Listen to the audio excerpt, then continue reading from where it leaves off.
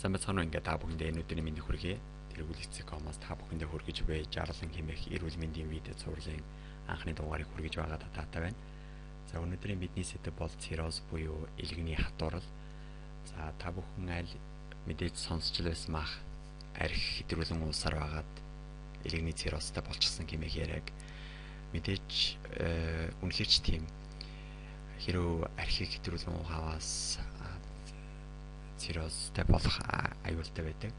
Тэгэхээр архины хорыг мөн бусад хорт бодисыг бол хоргожүүлэх үүрэгтэй хамгийн гол эрхтэн бол элэг байдаг. Энэхүү эрхтэн маань циррозын үед бол холбогч дээр солигдсон бүцэд нь алдагддаг. Тэгэхээр циррозын үед бол элгийг бол бараг иймэрхүү бол харч болоотой бол зүүрлж болно. За тэгэхээр одоо бүгдээрээ хамтдаа циррозын талаар илүү дэлгэрэнгүй хамтдаа үздэцгээе. За юунд тэр бүгдээрээ элэг хэрхэн ажилтдаг талаар ярилцгаая. Хоол ижилийн зүйл идэж уусны дараа хоол ижил улаан хоолгоор дамжин цааш хотоодонд хүрнэ. Хотоодноос нарийн гидс дараа нь бүдүүн гидс шулуун гидсээр дамжин өвтгөн болон биеэс гадагшилж байдаг.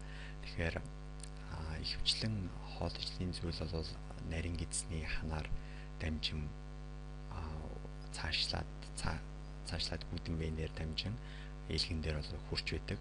За элэг маань элэгний гол функцүүдийн нэг нь бол хоол ижилийн тижэл агуулгадж буй бие организмд хортой бодисыг бол хоргожуулж цааш шүүгт нь хоргожуулсан цусыг эргэлтийн судас руу бол оруулж яадаг. За энэ слайдн дээр би элгийг химийн том үйлдвэрээр төлөөлүүлсэн бол үүдэн вендих цусыг бол нарийнхан бохор голоор үзүүлсэн байна. Тэгэхээр хоол ижилийн зүйл бол нарийн гидсээр шимэгдсэний дараа бол энэхүү бохор голын урсгал үүдэн вен хэмээх энэхүү голын урсгал маань химийн үйлдвэр элэг хэмээх энэхүү химийн үйлдвэрт очин энэхүү химийн үйлдвэр маань энэхүү бодисыг бол цэвэрлэн хоргожуулж цэврус буюу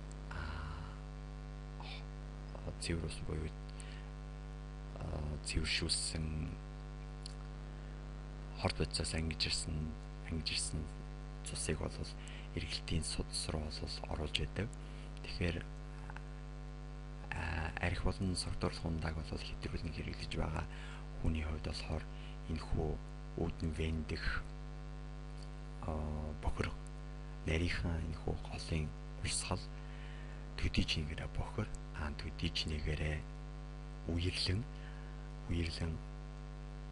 элхэн дээр очиж байдаг. Элэг маань энэхүү хорт бодисуудыг бол амжиж хоргожуулж чадахгүйгээс улбаалан одоо элэгний эдис маань гэмтэн түүний дотоод бүтэцэд нь өөрчлөлт орно солигдно гэмтэж байдаг. За бидний ихэнх хоньны элэг бол идэж үзсэн байгаа. Хоньны элгийг сэмжтэй хамт идэх дуртай хүмүүс надаас ахуулаад бол зөндөөл байгаа. Хэрвээ та бүхэн өмнө нь хоньны элэгний бүтэцийг сайн ажигласан бол тийм цулцгартуу бүтэцтэй гадаргуун гөлгөр байдаг. Үгүй бол дараа ажиглаарай. Хүний элэгч гэсэндээ ялгаагүй хоньны элэгтэй адилхан тийм гөлгөрдөө гадаргуутай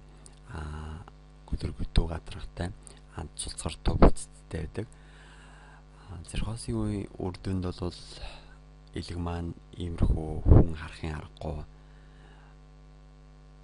болчихдог. За тэгэхээр энэхүү зурган дээрээс бид нэр циррозоор гэмтсэн элгийг харж байна. Янз бүрийн том болон жижиг зангилаанууд ерөнхий ерөнхий элегний бүтэц болол өөрчлөгдсөн байгааг харж байна. Тэгэхээр яагаад элэг ийм болж байна гэсэн шалтгаан буюу хамгийн их шалтгааны нэг номерт бол арх болон согтуурлах хундаг бол хэтрүүлэн архгаар хэрэглэх. Энэ бол хамгийн түгээмэл тохиолддог түгээмэл шалтгаануудын нэг. Хоёр дахь нь бол хепатит Б болон С вирусын халдвар. Багада вирусын шараар удаан хугацаагаар шарлаж байсан хүмүүсийн хувьд цирхоз үүсэх эрсдэл болоод төдийчнийгээр нэмэгдэж байдаг. За дараагийн шалтгаанууд бол жишээлбэл зүсний хүүдий болон зүсний цоргоныг өвчин. Энэ юу гэсэн үг вэ гэхээр бол одоо элэг маань хорт бодисыг бол шүүн авсны дараа тэрхүү хорт бодисоо зүс болгож биеэс гадагшлуулж байдаг. Тэгэхээр зүсний хүүдий болон зүсний цоргоны бөглөрлийн үед бол зүс элгэнд хуримтлагдан саацнаас болж элэгний эдээс бол гэмтэж байдаг. За мөн хорт бодисын нөлөөгөөр бол элэгний эдээс бол гэмтснээс цирхоз үүсэж байдаг. Энэхүү хорт бодис хэмээх ухагтхуунд бол химийн одоо хүчтэй бодисоос гадна мөн хоол тэжээлэнд дагуулагдж байдаг хорт бодисууд удаан хугацаагаар элгэнд одоо хуримтлагснаас болж бас элгэний эдээс бол гэмтэн цирхоз үүсэж байдаг. За мөн эм хэтрүүлэн хэрэглэх жишээлбэл толгой өвдгөр бид нэр бол парацетамол давхарлаж уух дуртай. Хэдийгээр парацетамол яг эмчилгээний тунгаар хэрэглэхэд бол ямар нэгэн гаж нөлөөгүй боловч нэг дор их хэмжээгээр парацетамол ч юм уу эсвэл ямар нэгэн эмийг хэрэглэсэн тохиолдолд бол хорт бодис бол ялгарч тэрний нөлөөгөөр бол элэгний эдээс бол гэмтэн цирхоз бас үүсэх магадлалтай.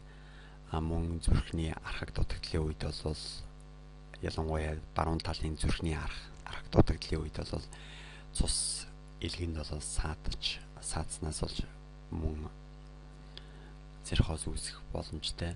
Мөн удамшлын болон бодисын солилцооны янз бүрийн олон төрлийн өвчнүүдийн уршгаар бол бас цирхоз бол үүсэж байдаг.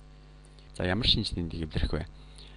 Онцлог бус шинж тэмдгүүдэд бие сүлдэх, хоолны дуршил багасах, дотор эвгүүтэх, хэлхрүүлэх, өртгийн ялгаралт муудах, мөн турах зэрэг онцлог бус шинж тэмдгүүд бол илэрнэ. За зөвхөн цирхоз гэлтэхгүй элэгний өвчний үед бол нийтлэг онцлог шинж тэмдэг бол шарлалт. За шарлалт бол хамгийн эхлээд бол нүдний цагаан бол шарладаг. За энэ хүү шар өнгө бол цуснадах билирубины хэмжээ бол физиологийн байх ёстой хэмжээнээс давснаас болж үүсэж байгаа. За дараа нь улам их билирубин цуснд байгаад ах юм бол цаашлаад бол арьс бол шарлаж эхэлнэ. Дараа нь бол элэг бол хэмжээний хувьд бол томорч болно. Эсвэл заавал бас томрох албагүй жижигэрч болно. За тэгээд нэлээд онцлог шинж тэмдэг бол асцит. Энэ маань юу гэсэн үг гэхээр бол хөвлийн хүндийд бол шингэн хоримтлагдсан хөвлийн хүндийг хөөж үүдийг хийлж байгаа. Дараагийн шинж тэмдэг бол varix. За буюу улаан холын венийн холбогц улс бол тэлэгдэн томрохыг бол Varix гэж байгаа. За 3 дугаар слайдаас бид нэр элэг хэрхэн ажиллаж хэрхэн үүдэн венээр ирсэн цусыг шүүн цэвэрлэн цааш эргэлтийн судастай нийлүүлэх талаар танилцсан байгаа. Тэгэхээр элэгний цирхосын үед элэгний эдис холбогч эдээр солигдсон элэгний дотоод бүтц бол өөрчлөгддөг.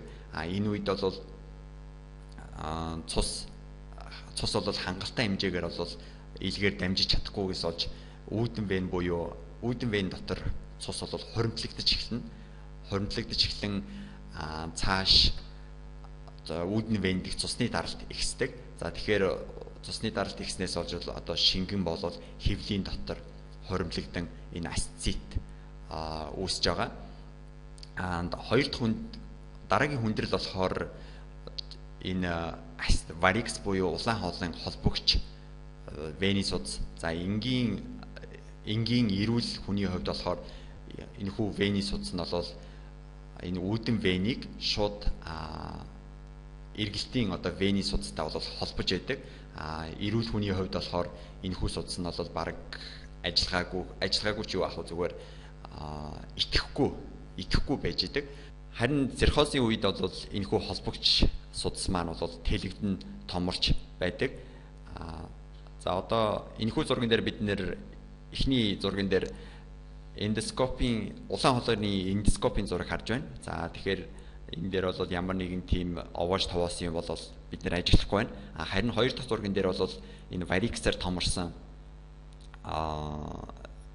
одоо улаан хоолойн ханыг харж байна. Тэгэхээр энэхүү бордуу төвгүр юмнууд бол бүгдээрээ одоо салт бүрхөвчөнд орох одоо вений тэр хүү холбогч судасуудын тэлэгцэн байдлыг бол харж байна. Тэгэхээр энэхүү холбогч судас маань одоо ингэж холбогдсноор шууд одоо гидсний ханаар шимэгдсэн янз бүрийн бодисууд бол элгээр дамжиж цэвэрлэгдэхгүйгээр шууд одоо эргэлтийн судас руу бол орж байгаа. За хүндрэлүүд гэхээр Varix-аар тэлэгдсэн вений холбогч судас хагарах. Энэ бол хамгийн аюултай. Энэ юу гэсэн үг вэ гэхээр одоо цирхозоор гэмтсэн хүн ингээд явж идэг. Гэтэл энэхүү холбогч судас маань томорч байж агаад гинт нэг өдөр хагардаг. За энэхүү хагарснаас болж бол хэрв ямар нэгэн байдлаар эмнэлгийн яаралтай тусламж үзүүлж чадахгүй бол энэхүү өвчтөн болвол цус алдснаас болж бол нас барах аюултай. За Varix-ийн судас хагарах үед ямар шинж тэмдэг гэхээр цусаар бөөлж эсвэл зарим тохиолдолд бол шингэн өтгөн одоо хар гарах зэрэг шинж тэмдгүүд илэрнэ. За элэгний энцефалопати буюу энцефало гэдэг маань болохоор тархи гэсэн үг, пати гэдэг маань бол эмгэг гэсэн үг. За тэгэхээр нийлүүлээд бол тархины эмгэг. За тэгэхээр би өмнөх слайдн дээр хэлсэн одоо тэрхүү холбогч вений судсууд маань үүдэн вен дэх цусыг шууд эргэлтийн судастай бол холбож өгч байгаа. Тийм учраас бие организмд хэрэггүй хорт бодисууд бол шууд эргэлтэнд орж цаашлаад бол тархины эдисийг бол гэмтэж эхэлдэг. За эхний шинж тэмдгүүд нь болохоор ерөнхийдөө байнга толгоо өвдөх, ой тогтоолд анхаарал сулрах гэсэн онцлог бус шинж тэмдгүүд илэрнэ. Бүр цаашлаад бол аашцан хуурж одоо өвчтөн бол бүр байд суух аргагүй болж эхэлнэ. Хамгийн том хүндрэл нь бол өвчтөн бол бүр комын байдал буюу ухаан алдна. За зарим харамсалтай зарим өвчтнүүд бол энэхүү комын байдлаас хизээч зэрхээргүй болдог аюултай. Мөн элэгний цирхосын үед бол элэгний хорт хавдрын эрсдэл бол эрс нэмэгддэг. Элэгний хорт хавдар үүссэн тохиолдолд бол тухайн хүний амьдрах хугацаа бол төдийч нэгээрээ багасна, хэдхэн сарын настай үлддэг. За энэ бүхний та бүхэн надаас нэг зүйлийг асуухыг хүсэж байгаа гэж бодож байна. Тэгэхээр элэгний хатуурлаас хэрхэн өөрийгөө урьдчилан сэргийлэх вэ гэж. За тэгэхээр би та бүхэнд ганц зүйлийг санаж яваасаа гэж хүсэж байна. Энэ бол шалтгаануудыг устдаг. Хэрв та арх хэдрүүлэн уудаг бол ууж байгаа архиныхаа хэмжээг эхний ээлжинд багасга. Цаашлаад архинаас бүрэн гар. Тэгэх юм бол илгэний цирхоз үүсэх хамгийн нийтлэг шалтгаануудыг та устгаж байна гэсэн үг. Хэрв илгэний Б болон С вирусээр өвдөж байсан, зэр шарлж байсан, эсвэл эрсдэлтэй бүлэгт хамаардаг, тэр маань эрсдэлтэй бүлэгт хамаардаг БЦ вирус авах өндөр эрсдэлтэй хүмүүс байх юм бол БЦ вирусын вакцинд хамрагд. Тэгэх юм бол бас өөрийгөө болон илгээ хамгаалж явна гэсэн үг. Мөн бол хоолныхоо хөвшлийг бол өөрчлөх хэрэгтэй. За энэ хүү хялбар схемээс бид нэр харахад бол таны тавган дээр хоолны ердөө 20% нь бол уураг байхад бол байвал зүйтэй. Талаас илүү хувь нь бол жимс хүнсний ногоо байвал зүгээ. Мөн өдөр тутмынхаа хоол хүнсэндээ бол сүү болон сүүн бүтээгдэхүүнийг хэрэгжилж байх нь бол элгийг шаардлагагүйгээр ачаалуулахгүй байх гол үндэс нь болж байгаа. За тэгээд илгээн хайрал ер нь бол хүн эрүүл байна гэдэг бол ихэнх тохиолдолд бол тухайн хүний хувь хүний хариуцлагаас бол нэлээд шалтгаалдаг шүү гэдгийг та бүхэн сайн ойлгож аваарай. За тэгээд энэхүү видеод таны мэдлэгт тодорхой хэмжээгээр тусал болно туслана гэдэгт найдаж байна. За анхаарал хандуулсанд баярлалаа. Эрүүлийн хамгийн сайн сайхан бүхнийг хүсье.